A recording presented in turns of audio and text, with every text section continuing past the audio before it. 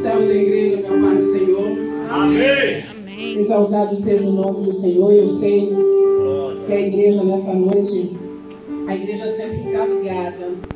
A igreja sempre está conectada no céu, mas eu creio que nessa noite a igreja vai estar conectada de uma forma mais especial. Porque não se trata só da palavra, mas se trata também daquele que está trazendo a palavra. Nós estamos aqui pela graça porque cremos, irmão, naquilo que o Senhor nos entregou, naquilo que o Senhor nos chamou para fazer. Amamos pregar a palavra do Senhor. Às vezes nos ficamos até angustiados e entristecidos pela limitação de não poder ir além, de não poder estar fazendo visita nos lares, de não poder estar saindo até pelos lugares, né? Por aonde quer que Deus me desse oportunidade para estar pregando a palavra. Essa é a razão da minha existência e eu louvo o Senhor nessa noite. Eu convido a Igreja de Cristo a abrir as suas Bíblias no livro de Ruth, capítulo 1, a partir do versículo 6. Aleluia. Até o 10. Louvado seja o nome do Senhor. Louvado seja o nome do Senhor dos exércitos. Bendito seja Deus. Aleluia. Glória a Jesus.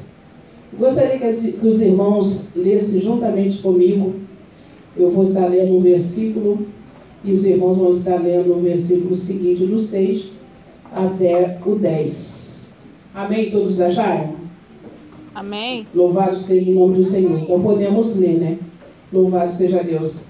Eu tenho uma dificuldade de conexão, pastor. Eu gosto de explicar tudo muito bem explicadinho, né? As dificuldades, né, do bombeamento do coração, essa coisa toda, faz com que às vezes a gente tenha pouca oxigenação durante o esforço. Então eu não consigo pregar e conectar no horário, sem deixar que eu vou mesmo dar agora de ir, né? Então assim, eu vou pedir a meu para me dar um sinal aí quando estiver pertinho, para mim entender que está na hora de encerrar. Louvado seja Deus. E peço aos irmãos que continuem ligadinhos com o Senhor. Aleluia. Vamos estar lendo. Então eu leio o primeiro versículo, os irmãos leem o versículo seguinte. Ainda estamos sem óculos, dificuldade de visão, mas Deus é fiel. Então se dispôs ela com as suas noras e voltou da terra de Moabe, porquanto nesta ouviu que o Senhor se lembrara do seu povo, dando-lhe pão. Os irmãos podem prosseguir no versículo 7. Saiu, pois ela... Versículo 7, igreja, em nome de Jesus. Saiu, pois ela, com suas duas noras, no lugar onde estivera, e indo elas caminhando de volta para a terra de Judá. versículo 8 diz assim: disse-lhe Noemi: ide, voltai cada uma à casa da sua mãe, e o Senhor use convosco de benevolência, como vós usastes com os que morreram e comigo. Versículo 9, igreja. O Senhor vos deu que descanso cada um em casa do seu marido. E beijando elas, levantaram a sua voz e choraram. O versículo 10.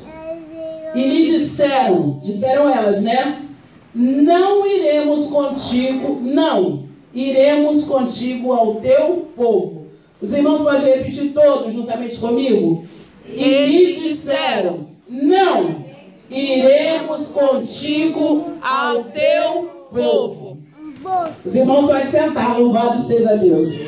Irmãos, se no decorrer eu tirar o sapato, só não posso cair, né? Mas o resto, os irmãos, tranquilo, nós estamos. Eu estava conversando com o meu genro, sabe assim, se tem uma coisa que me constrói, por incrível que pareça, é a câmera ligada, mas Deus é fiel que ela não dá.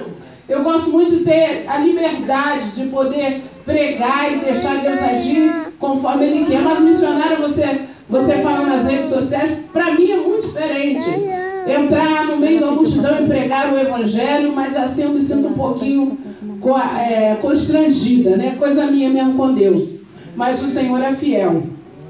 Então todos nós conhecemos o contexto dessa palavra.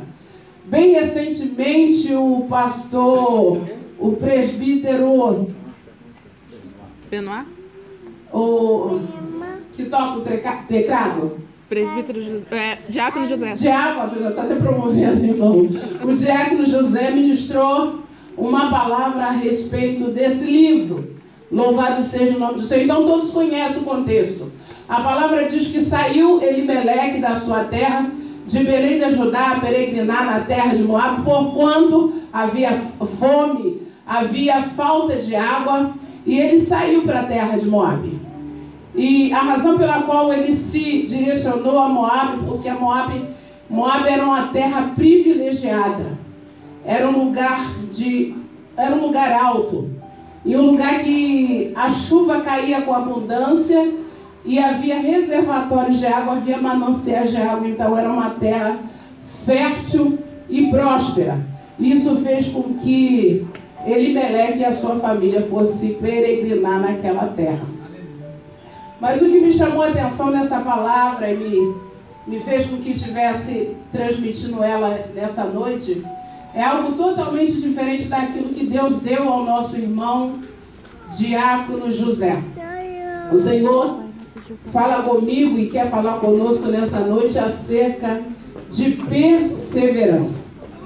A palavra do Senhor nos diz que morrendo Malom e Quilion, depois de 10 anos, vivendo naquela terra juntamente com as suas esposas, Orfa e Ruth, e juntamente com a sua mãe, Noemi, aqueles dois homens vêm a falecer, louvado seja Deus, deixando Noemi desamparada do seu amparo, tão somente com as suas 2 noras, e creio, pelo contexto da palavra, que elas chegaram à conclusão juntas de que, diante da notícia de que Betel havia sido restaurada do seu sustento de pão, que Judá havia sido visitada pelo Senhor, então elas concordaram entre si, creio eu, de voltar à terra de Moabe.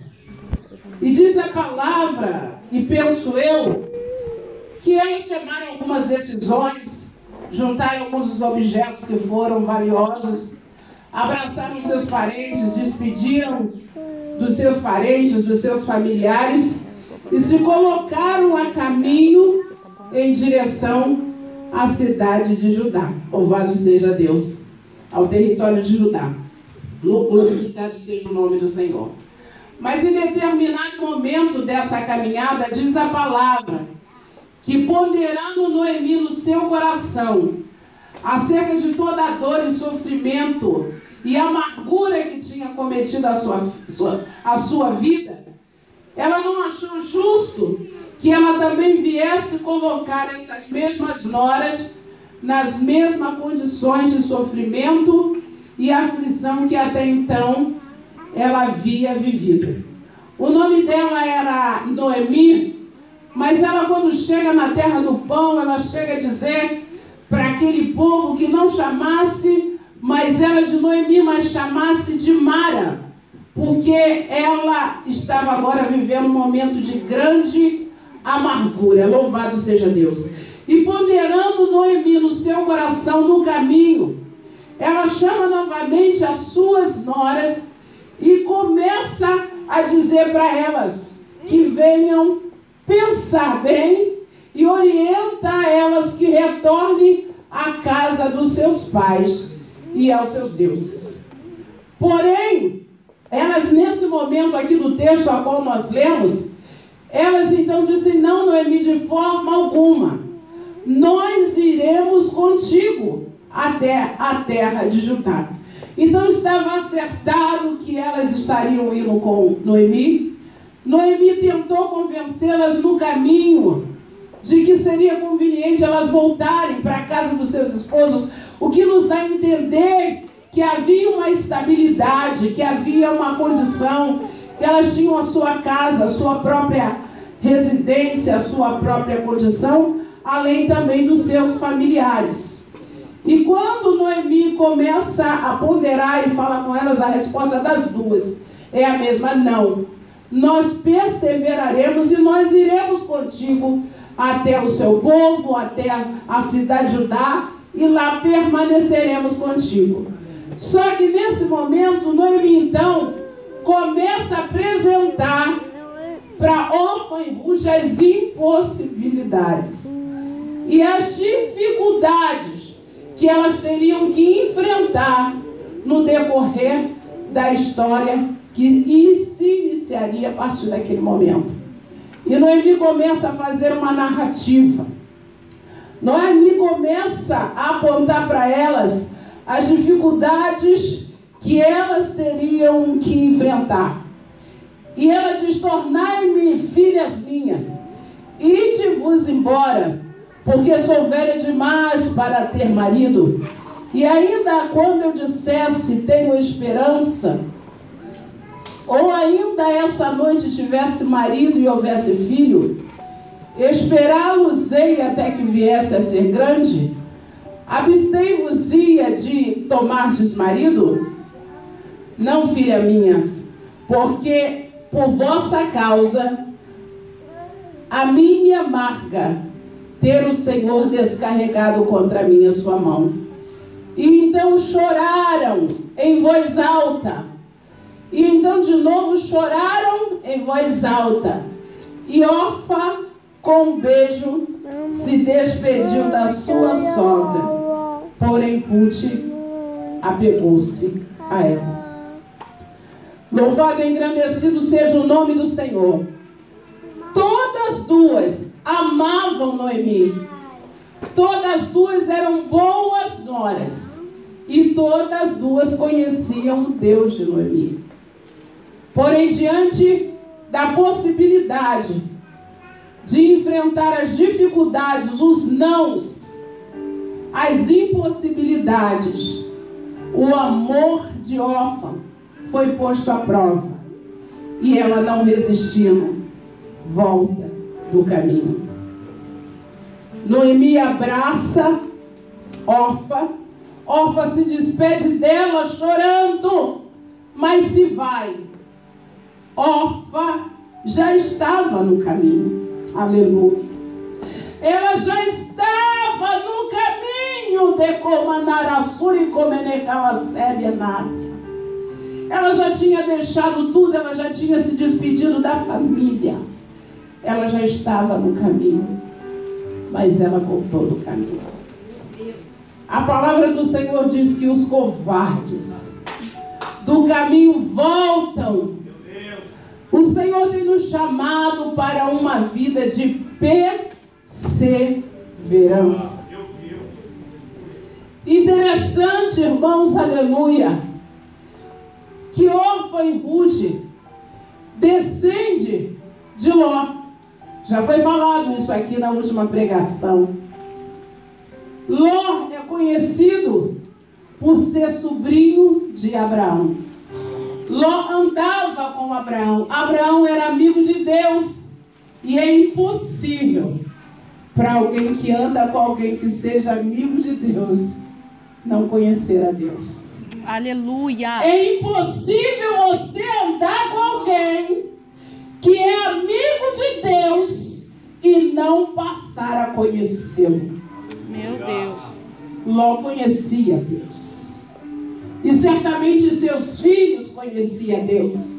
As suas filhas conheciam Deus. Certamente a sua esposa conhecia Deus. E Ló recebe a visita de anjos que transmite a ele a notícia de que aquela cidade aonde ele e a sua família se encontravam seria destruída.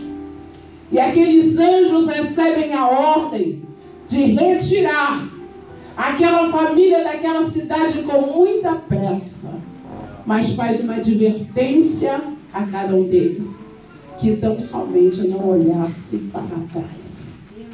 Mas diz a palavra de Deus que no meio do caminho, a mulher de Ló lembra de tudo aquilo que havia deixado em Sodoma e Gomorra, e ela olha para trás. E a Bíblia diz que no exato momento em que a mulher de Ló, ascendente, ancestral de Ruth e Orfa, ela olha para trás, ela é transformada numa estátua de sal. A história novamente se repete. Orfa, mesmo conhecendo Deus, ela olha para trás. Deus não quer crente que olhe para trás. Meu Deus, aleluia. Não há tempo de olhar para trás. Aleluia. Louvado, engrandecido seja o nome do Senhor. E sabe o que o Espírito de Deus me disse a respeito dessa geração a qual se assemelha a Orfa? É geração que abraça, é geração que chora, mas não persevera. É geração, aleluia, é geração que abraça, mas não se compromete. É geração que ama, mas não se sacrifica. Meu Deus. Aleluia. Orfa, ela chora quando tem que se despedir de Noemi. Mas ela não tem força e nem coragem para perseverar até o fim. Ela abraça Noemi, porque amava, mas ela não se compromete com Noemi. Ela ama Noemi, mas ela não é capaz de se sacrificar e ir até o fim. Meu Deus.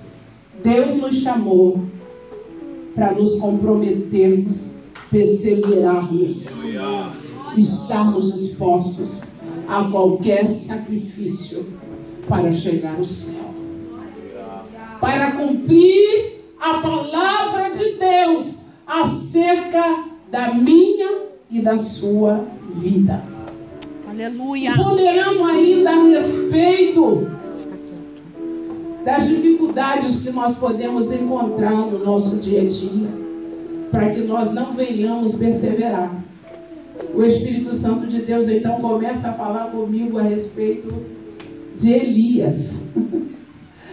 A palavra de Deus diz que Elias ele é um profeta cheio da autoridade do Espírito Santo. Ele era um profeta com grande intimidade com Deus. A Bíblia diz que o que Deus tinha com Elias era tão profundo que quando Jezabel e Acabe mandam aqueles soldados ao encontro dele para trazê-lo ao seu encontro, ele disse: eu sou homem de Deus, consuma o Senhor tu e os seus 50. Por 3 vezes são enviados soldados para que venham levar Elias à presença de Acabe e de Jezebel. Aleluia. E ele mais uma vez disse: eu sou homem de Deus, desça fogo do céu e consuma tu e os teus 50. A palavra do Senhor diz que houve um grande desafio, louvado seja Deus, entre o profeta Elias e os profetas de Baal. Ao total foram 850 profetas, 400 profetas de Acera e 450 de Baal. E diz a palavra de Deus que Elias prevaleceu contra aqueles 850 profetas e passou ao fio da espada todos os profetas de Baal. Meu Deus. Mas quando Jezabel recebe a notícia que os seus profetas foram mortos, ela diz que tão certo como os deuses dela existia, que Elias não viveria mais. E Elias, então, amedrontado, angustiado, ele foge e ele se esconde dentro de uma caverna. A palavra do Senhor diz que ele permanece dentro daquela caverna até que o ribeiro que o sustentava se seca. E Elias é obrigado a continuar a sua jornada. A palavra do Senhor também nos fala de um outro profeta. Esse profeta era Jonas. A Bíblia diz que ele recebe uma incumbência da parte de Deus de fazer o anúncio ao povo da cidade de Nínive que grande destruição viria sobre eles. E o Senhor então diz para Jonas, levanta-te, põe de pé, dispõe-te e vai até a cidade de Nínive e anuncia a ela a sua destruição. E Jonas se dispõe, se levanta, mas não para ir até Nínive. Jonas entra no navio e vai em outra direção. E diz a palavra do Senhor que ele se esconde dentro daquele navio em direção a Tarsis, em direção oposta àquele lugar que Deus havia ordenado que ele fosse. E diz que há um grande vento no mar. E um grande abalo se dá dentro daquela embarcação. E todos conhecem a história. Jonas é lançado no mar, engolido por um peixe e lançado na areia na cidade de Nínive. E me chamou a atenção, lendo o texto, que eu ainda não tinha prestado atenção nisso, que normalmente quando nós falamos de Jonas, nós dizemos que ele é um profeta fujão, não é isso? Mas quando eu estive examinando essa palavra, eu vi que Jonas, ele era muito mais que isso. Ele era muito atrevido. Ele era muito bravo. Porque diz a palavra de Deus que depois do Senhor lançá-lo na areia, depois de ele ser engolido por aquele peixe, ele vai e profetiza a cidade de Nínive. E quando ele profetiza, aquele povo se arrepende, se veste de cinzas, tira suas vestes, se veste de pano de saco, louvado seja Deus, e se arrepende. E Deus se arrepende do mal que havia de fazer a cidade de Nínive. E diz a palavra que quando Jonas vê que Deus se arrependeu do mal que havia de fazer a Nínive, Jonas fica irado. Ele fica irado. Ele diz: Senhor, eu sabia que tu eres um Deus que se arrependia do mal. Jonas teria ficado envergonhado. Deus manda que ele anuncie a destruição de Nínive, e Deus vai lá e perdoa aquele povo. E Jonas fica envergonhado como profeta. E ele se sente tão desgostoso que ele se senta debaixo de uma bomboreira, louvado seja o nome do Senhor, diz a palavra. E ali ele pede a morte. E diz a palavra do Senhor que naquele momento a sensação que ele tem é tão boa, ele começa a contemplar aquela planta e ele começa a admirá-la. E o Senhor ordena que venha um calor e destrua aquela planta.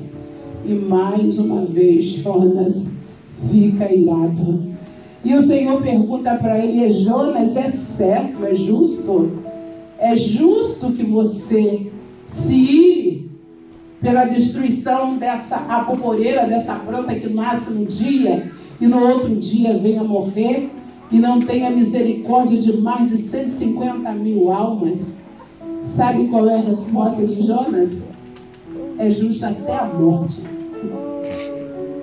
É justo até a morte. Você imagina a ousadia de Jonas falando com Deus. Deus pergunta a ele se é justo, ele diz que é justo até a morte. Louvado seja Deus, mas Deus argumenta com ele e ele se cala e reconhece que o Deus Todo-Poderoso tem toda a razão. Aleluia! A palavra do Senhor nos fala ainda de um terceiro profeta. Esse profeta se chama Jeremias. Como esse homem sofreu, como esse homem chorou, como esse homem foi perseguido. Esse homem foi chamado para anunciar à casa de Israel um período de cativeiro. Quem quer receber profecia de cativeiro? Quem quer ter no seu meio, no meio da sua convivência, um profeta que só profetize coisas contrárias ao desejo do seu coração? Quantas das vezes algum dos nossos irmãos querem voltar atrás porque as coisas não foram exatamente como eles planejaram? Quantas vezes os nossos irmãos querem voltar atrás porque ouviram alguma coisa da parte de Deus da qual ele não concordou e que não for agradável aos seus ouvidos? E o profeta Jeremias foi chamado para pregar ao povo de Deus um período de grande cativeiro. E o sofrimento de Jeremias foi tão grande que por muitas vezes ele foi lançado em prisões, outras vezes ele foi lançado dentro de um poço. Mas a boa notícia nessa noite, que no caso de Jeremias, o Senhor levantou pessoas que o tiraram de dentro daquele poço. Aleluia! Eu te dei um exemplo desses 3 profetas, porque esses 3 profetas sofreram conflitos pessoais. Eles viveram perseguições, dificuldades. Eles viveram momentos de dor, de perseguição, de impossibilidades, de desespero. Pensaram em parar, pensaram em voltar atrás, pediram até a morte. Jeremias diversas vezes lamentou. Mas eu quero te dizer nessa noite que quando Deus tem uma obra contigo, quando Deus te chama, ainda que Ele tenha que secar o querite da tua vida, para que você continue caminhando. Aleluia! Ele vai secar o querite, Aleluia! mas você não vai parar a sua caminhada. Meu Deus! Se for necessário, louvado, engrandecido seja o nome do Senhor. Você passar pela caverna, você viver todo o contratempo que ele viveu. Aleluia! Você vai passar, mas o Senhor vai estar contigo e você vai perseverar e chegar Aleluia! até o fim. Se for preciso, para você continuar a sua caminhada e exercer o seu chamado, o seu ministério, da forma e da maneira que Deus quer, e não da forma que você quer, Ele vai te colocar no ventre da baleia, mas Ele vai te conduzir ao centro da sua vontade, e ainda assim você não vai voltar atrás. Aleluia! Se for necessário ser lançado em prisões, se for necessário que você seja lançado no fundo de um poço, como foi Jeremias, na prisão como foi José, você não deixará de cumprir o chamado de Deus Aleluia! para a sua vida. Órfã representa a geração que chora, mas não persevera, que abraça, aleluia, mas não se compromete, que ama, mas não se sacrifica. Mas aquele que perseverar até o fim, diz a palavra do Senhor, esse será Aleluia! salvo. Mas é interessante que havia a segunda nora, né? E essa segunda nora, diz a palavra do Senhor, quando confrontada por Noemi, que lhe disse: eis que tua cunhada voltou ao seu povo, aos seus deuses? Também tu volta após a tua cunhada. A resposta de Ruth foi a seguinte: não me instes para que te deixe e me obrigue a não te seguir. Porque onde quer que fores, irei eu. E onde quer que pousares, ali pousarei eu. O teu povo é o meu povo. O teu Deus é o meu Deus.